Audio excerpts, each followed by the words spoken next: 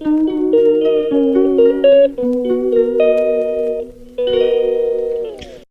Good morning. आप लोग कैसे हैं? आई होप आप लोग बहुत अच्छे होंगे, स्वस्थ होंगे, मस्त होंगे। तो आज मेरे दिन की शुरुआत तो हो गई थी सुबह, लेकिन मेरी बिल्कुल भी सुबह में पढ़ाई नहीं हो पाई। और क्योंकि मुझे बहुत सारा काम था, मुझे सब ठंडी के कपड़े भी रखने थे और बाबू को स्कूल भी ले जाना था। दोनों लोगों का स्कूल था, बाबू का एग्ज़ाम भी था, बड़े वाले बेटे का। तो मैं सुबह में जल्दी उठ भी नहीं पाई, रात को उसे थोड़ा लेट तक मैं पढ़ाई। उसके बाद मैं खुद पढ़ी और फिर उसके बाद उसे भी पढ़ाई। और जो कुछ भी उसके छोटे छोटे टॉपिक थे तो मैंने उसे उसके साथ डिस्कस किया। और फिर उसके बाद मैं सोने के लिए गई, तो मुझे सोने में काफ़ी लेट हो गया और पता नहीं क्यों मुझे नींद भी नहीं आ रही थी और बैठने का मन भी नहीं कर रहा था। तो कहीं मेरी लगभग 2 बजे मेरी नींद लगी, तो मैं सुबह में नहीं उठ पाई।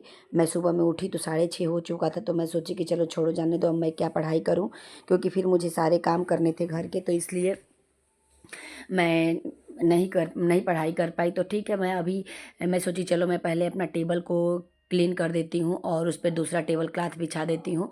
उसके बाद फिर मैं सबसे पहले मैं अपना स्टडी टेबल को ही मैनेज करूँगी, उसके बाद ही अपनी पढ़ाई करने के लिए बैठूँगी, क्योंकि लेट हो ही गया है। तो ठीक है, अब क्या ही कर सकते हैं। लेकिन फिर भी कोशिश रहेगी कि 5 घंटे की स्टडी, साढ़े चार चार 5 घंटे की स्टडी मैं कर पाऊँ पूरा दिन मिला के। क्योंकि बच्चे घर पे इस टाइम है तो मेरे पास भी टाइम उतना नहीं मिल पा रहा है और हस्बैंड भी घर पे हैं। तो इसलिए बहुत थोड़ी प्रॉब्लम हो रही है।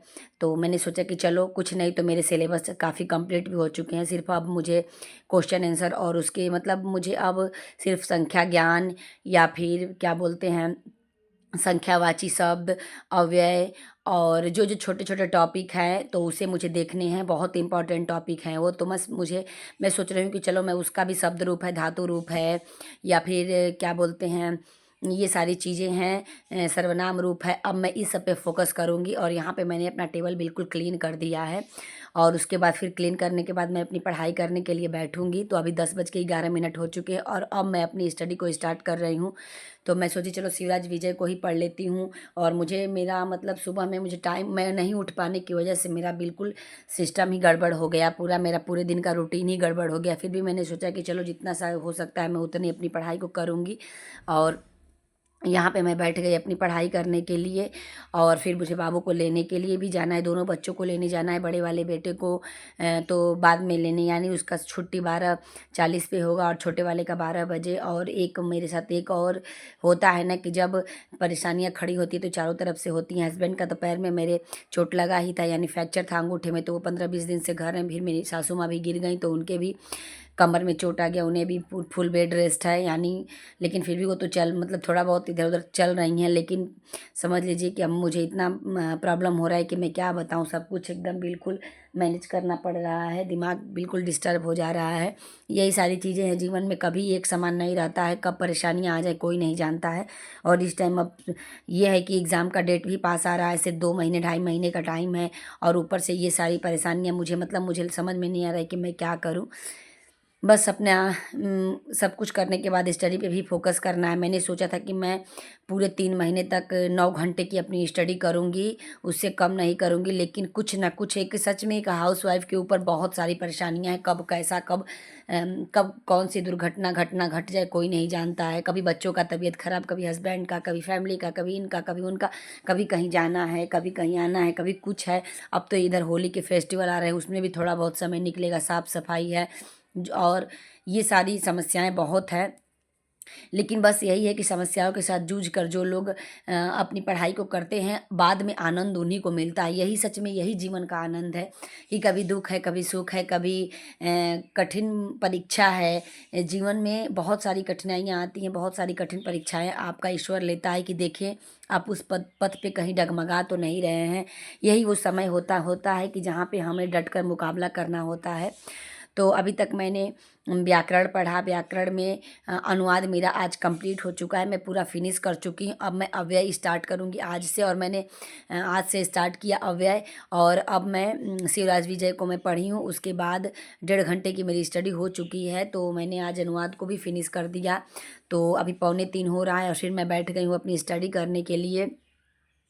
और सब बच्चों को लंच कराई और बाबू मेरे गोदी में सो देखते देखते ही सो गया। और अब बज रहे हैं 6 और 6 बजे मैंने सबको चाय दे दिया, 6 बजे तक। और फिर मैं आ गई अपनी पढ़ाई करने के लिए। तो अब देखती हूँ अब तक कितने देर तक मैं पढ़ाई कर पाती हूँ। शाम तक सच में मैंने बहुत कम पढ़ाई की थी। मुझे इतना अफ़सोस हो रहा था कि मैं इतना कम तो मतलब जब से मैंने टारगेट लिया है इतना कम पढ़ाई मैंने आज तक नहीं करी है। तो यही आज मेरे साथ मतलब हुआ। मुझे बिल्कुल अच्छा नहीं लगा और देख सकते हैं आप कि मैं सिर्फ़ साढ़े 3 घंटे की स्टडी 7 बजे तक कर पाई और मुझे इतना अफ़सोस हुआ मेरे मतलब मुझे बहुत अजीब लग रहा था।